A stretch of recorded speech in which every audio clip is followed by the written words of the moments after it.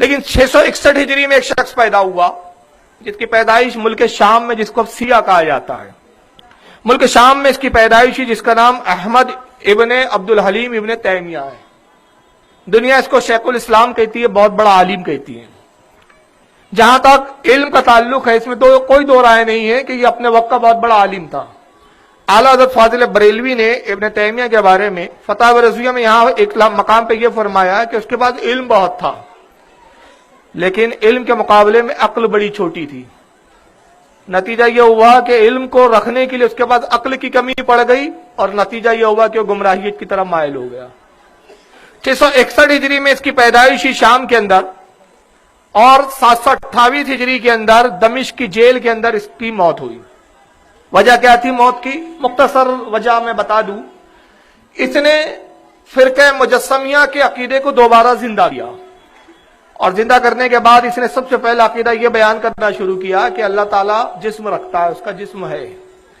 اور قرآن عظیم میں جتنی وہ آیتیں آئی ہیں جہاں ید کا لفظ آیا ہے، یا عین کا لفظ آیا ہے، آنکھ آیا ہے، رجل لفظ آیا ہے، ید لفظ آیا ہے، تو جتنے بھی اس طرح کے الفاظ ہیں جو جسم کی طرف اشارہ کرتے ہیں، نہ یہ آیت متشابہات ہے، اور نہ یہ جو ہے حروف مقطعات ہے، بلکہ اس کے معنی جو ہے وہی ہے، اور ہم ظاہراً اس معنی کو مانتے ہوئے ہم ظاہری چیز پر اس پر ایمان لاتے ہیں کہ اگر اللہ نے ہاتھ فرمایا تو ہم مانتے ہیں کہ اللہ کے ہاتھ ہے۔ اگر اللہ کہیں اپنے پیروں کا ذکر کیا ہے تو اللہ کے پیر ہے، اللہ نے آنکھ کا ذکر کیا تو اللہ کی آنکھیں بھی ہے، اگر وجہ کا ذکر کیا ہے، چہرے کا ذکر کیا ہے تو اللہ کا چہرہ اور منہ بھی ہے۔ یہاں تک کہ اس نے اس تعلق سے کچھ کتابیں لکھنی شروع کی، اور پھر عقیدہ جسم سے بڑھتے بڑھتے یہاں تک آیا کہ چونکہ اللہ جسم رکھتا ہے تو اپنے جسم کے ساتھ، اپنے وجود کے ساتھ اس نے عرش بنایا، اور عرش کے اوپر پھر وہ جلوہ گر ہو گیا، عرش پر وہ مستوی ہے، عرش پر بیٹھا ہوا ہے۔ اپنے اس عقیدے کے تعلق سے اس نے کچھ دلائل دینے کی کوشش کی، علماء نے اس کے دلائلوں کا رد کیا اور واضح کیا کہ جن دلائل کی بنیاد پر تو اللہ کو عرش پر مستوی مانتا ہے، یہ عرش پر بیٹھنا تسلیم کرتا ہے، یہ وہ دلائل نہیں ہے کہ جس کی بنیاد پر یہ باطل عقیدے کو تسلیم کیا جا سکے۔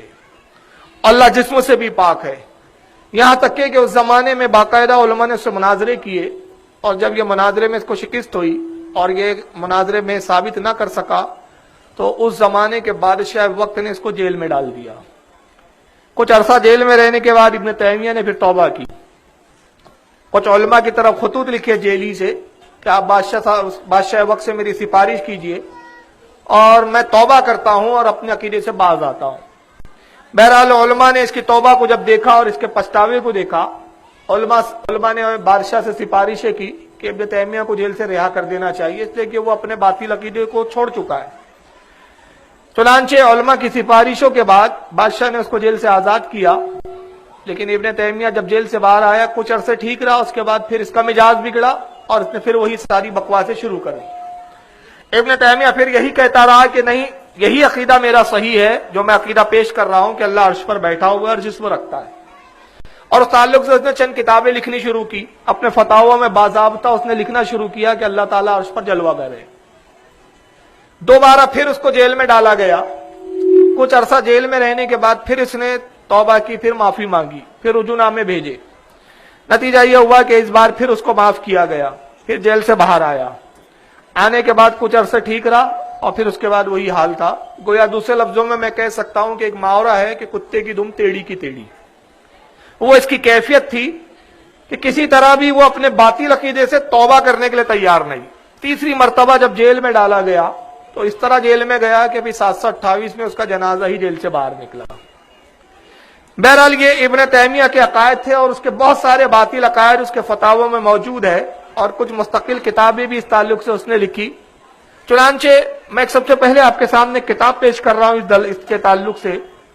یہ کتاب آپ کے سامنے ہے، اور جتنی میں کتابیں یہاں دکھا رہا ہوں آپ کو مانیٹر پہ، اس وقت میرے پاس ٹیبل پہ بھی وہ موجود ہے۔ اگر کسی صاحب کو بھی کتاب کے کسی بھی حوالے پر شبہ ہو تو میں ان کو دعوت دیتا ہوں کہ تقریر کے بعد رات بھر میرا یہاں قیام ہے، صبح میری روانگی ہے، بہت گھنٹے میں یہاں رہوں گا، تو تقریر کے بعد میری قیامگاہ پر تشریف لا کر اپنے شبہات کو اور اپنی جو شک و شبہ کو ہے وہ دور کر سکتے ہیں۔ یہ فتاوی حدیثیہ ہے حضرت امام ابن حجر الحیتمی المکی رحمۃ اللہ علیہ کی۔ جو اپنے زمانے کے ایک بہت بڑے امام گزرے ہیں، 909 ہجری ان کی پیدائش ہے اور 974 ہجری میں ان کا وصال ہوا۔ انہوں نے ابن تیمیہ کے بعض عقائد اپنے فتاوے میں بیان کیے اور لکھا کہ ابن تیمیہ کی گمراہیت کا سبب کیا تھا۔ اس میں بہت سارے عقیدے ہیں، چونکہ موضوع ابھی ابن تیمیہ کے عقائد نہیں ہے بلکہ عرش پر کون یہ ہمارا موضوع ہے، تو اسی تعلق سے میں گفتگو کروں گا، اور اللہ کا جسم ہے یہ اس کا عقیدہ، اسی پر ہماری بات ہوں گی۔ ورنہ اس نے معاذ اللہ صحابہ پہ بھی تنقیدیں کی، یہاں تک کہا کہ حضرت علی سے بڑی بڑی خطائیں ہوئی، حضرت عمر نے خطا کی، طلاق کے مسئلے کے معاملے میں اس نے اختلاف کیا، یہ پہلا شخص تھا جس نے 3 طلاق کو ماننے سے انکار کیا۔ اس کے بہت سارے باطل عقائد تھے، لیکن آئیے صفحہ نمبر 116 ہے، امام ابن حجر الہیتمی البکی رحمۃ اللہ علیہ 116 پر اس کا عقیدہ ایک بیان کر رہے ہیں، کہتے ہیں کہ وقولہ بالجسمۃ، اس کا قول یہ تھا وقولہ بالجسمۃ والجہۃ والانتقال وانہ بقدر العرش لا اصغر ولا اکبر۔ کہتے ہیں کہ ابن تیمیہ کا قول ہے، وہ یہ کہا کرتا تھا کہ اللہ تعالیٰ جسم رکھتا ہے۔ وہ کہتا ہے ابن تیمیہ کہ اللہ کا جسم ہے، وہ جسم رکھتا ہے، اور جب جسم کی بات کی تو مطلب اس نے اللہ کے سارے اعضاء کو تسلیم کیا، ہاتھ پیر کان ناک سب مان لیے، اور پھر کہتا ہے کہ اس کے لیے جہت سمتیں بھی ہے۔ سمتیں انسانوں کے لیے ہوتی ہے، مخلوق کے لیے، بشر کے لیے، جیسے مشرق مغرب شمال جنوب اوپر نیچے دائیں بائیں، یہ جو سمتیں ہیں، کہتا ہے کہ اللہ تعالیٰ بھی سمتوں میں گھرا ہوا ہے، سمتوں سے وہ پاک نہیں ہے۔ اور پھر کہتا ہے والانتقال، وہ جگہ بھی بدلتا ہے، ایسا نہیں ہے کہ ایک ہی جگہ رہتا ہو، جگہ بھی تبدیل کرتا ہے، وہ کبھی کہیں ہو کبھی کہیں ہو۔ وَأَنَّهُ بِقَدْرِ الْعَرْشِ، وہ ٹھیک عرش کے برابر ہے، جتنا بڑا عرش ہے اس کا، جتنا تخت ہے اس کا اتنا ہی بڑا ہے، لا اصغر ولا اکبر، نہ عرش سے چھوٹا ہے نہ ہی عرش سے بڑا ہے، ٹھیک عرش کے برابر ہے۔ یعنی جسم بھی مانا اور اس جسم کو بھی محدود جانا، اس نے لمیٹڈ کر دیا اور کہا کہ جتنا بڑا عرش ہے نہ اس سے 1 انچ بڑا ہے نہ 1 انچ چھوٹا ہے، ٹھیک عرش کے برابر ہے اور جسم رکھتا ہے۔ تو ابن تیمیہ نے یہ بات سب سے پہلے جو ہے فرقہ مجسمیہ کے عقائد کو زندہ کیا دوبارہ، اور کہا کہ اللہ تعالیٰ کا جسم ہے۔ اس نے کتاب لکھی جس کا نام ہے منہاج السنہ، اس وقت یہاں ٹیبل پر بھی ہے، اس کا حاشیہ ہے جلد نمبر 2 کا اور صفحہ نمبر 26 ہے۔ اس پر ابن تیمیہ صرف جسم نہیں مانتا بلکہ اللہ کے لیے جسم کے ساتھ حرکات و سکنات کا بھی عقیدہ رکھتا ہے، جیسے انسان حرکت کرتا ہے، ہلتا ہے ڈلتا ہے چلتا ہے پھرتا ہے، وہ کہتا ہے کہ اللہ تعالیٰ کا بھی یہی معاملہ ہے، وہ ہلتا ہے ڈلتا ہے چلتا ہے پھرتا ہے آتا ہے جاتا ہے سب ہے۔ وہ کہتا ہے لأن الحی القیوم یفعل ما یشاء، اور اللہ تعالیٰ زندہ ہے، بے شک اللہ زندہ ہے، حی ہے اور قیوم ہے، خود زندہ اور دوسروں کو زندہ رکھنے والا، اور یفعل ما یشاء، وہ جو چاہتا ہے وہ کرتا ہے، جس طرح کے افعال چاہتا ہے انجام دیتا ہے۔ وَيُتَحَرِّكُ إِذَا شَاءَ، ابن تیمیہ کہتا ہے کہ وہ حرکت بھی کرتا ہے، یتحرک ہوتا ہے یعنی ہلتا ڈلتا بھی ہے۔ یتحرک عربی میں اس کو اگر ہم انگریزی میں ٹرانسلیشن کریں گے نا تو اس کا ترجمہ بنتا ہے وائبریٹ ہونا، وائبریشن، یعنی خدا جو ہے معاذ اللہ ہلتا ڈلتا ہے، جیسے وائبریٹ ہوتا ہے نا موبائل وغیرہ یا کوئی چیز، ویسے اللہ بھی ہلتا ڈلتا ہے، اس پہ لرزہ بھی طاری ہوتا ہے۔ وہ یوں قبض ہو، وہ اپنے آپ کو سمیٹ بھی لیتا ہے، وہ یوں بستو، اور اپنے آپ کو جب چاہتا ہے پھیلا بھی لیتا ہے، وہ یقوم و یجلس اذا شاء، وہ جب چاہتا ہے اٹھتا ہے اور جب چاہتا ہے بیٹھ جاتا ہے۔ اللہ تعالیٰ اٹھتا بھی ہے بیٹھتا بھی ہے، ہلتا بھی ہے ڈلتا بھی ہے، اپنے آپ کو پھلا بھی لیتا ہے اپنے آپ کو سکڑا بھی لیتا ہے۔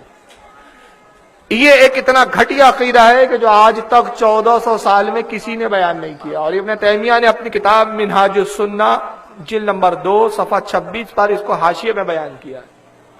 اور حاشیے میں بیان کر کے بالکل واضح لفظوں میں، کوئی ایسا نہیں ہے کہ جس میں ہم کھینچتان کے مفہوم پیدا کر رہے ہو یا بات کو کھینچ کر بتانے کی کوشش کر رہے ہو، بالکل واضح لفظوں میں کہا اس نے کہ اللہ اپنے آپ کو سمیٹتا بھی ہے، پھیلاتا بھی ہے، اٹھتا بھی ہے، بیٹھتا بھی ہے، وہ جو چاہتا ہے اس طرح کی حرکت کرتا ہے۔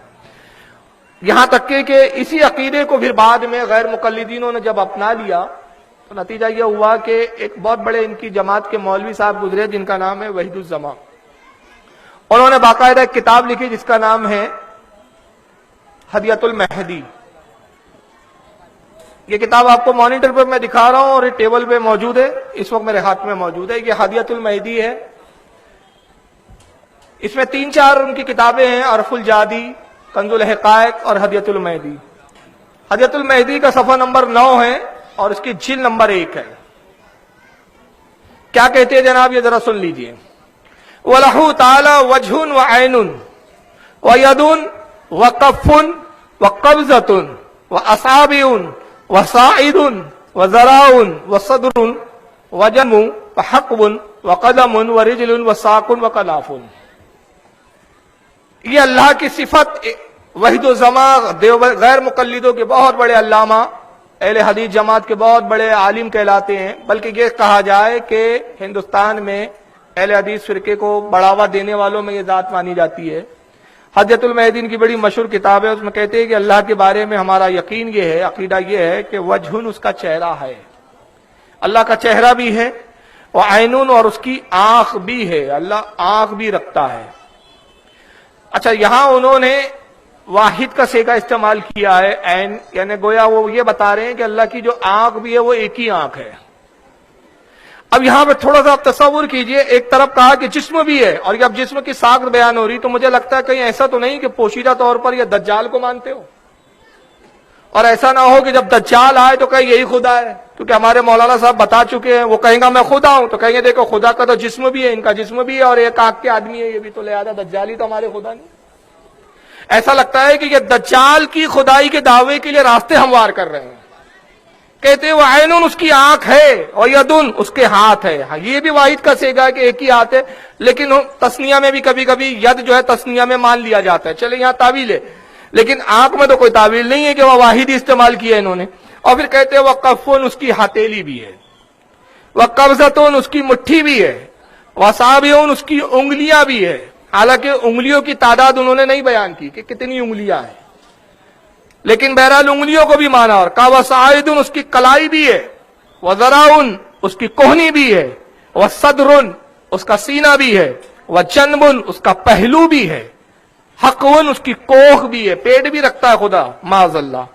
وقدمن اس کے قدم بھی ہے، ورجلن اس کے پیر بھی ہے، وساقن اس کی پنڈلی بھی ہے، وکنافن اس کے بغل اور بازو بھی ہے.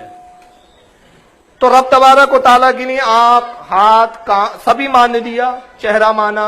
آنکھ مانی، ہاتھ مانا، انگلیاں، مٹھی، ہتھیلی، کلائی، کونی، سینہ، پہلو، کوک، پنڈلی، پیر، ساری چیزوں کے انہوں نے تسلیم کیا.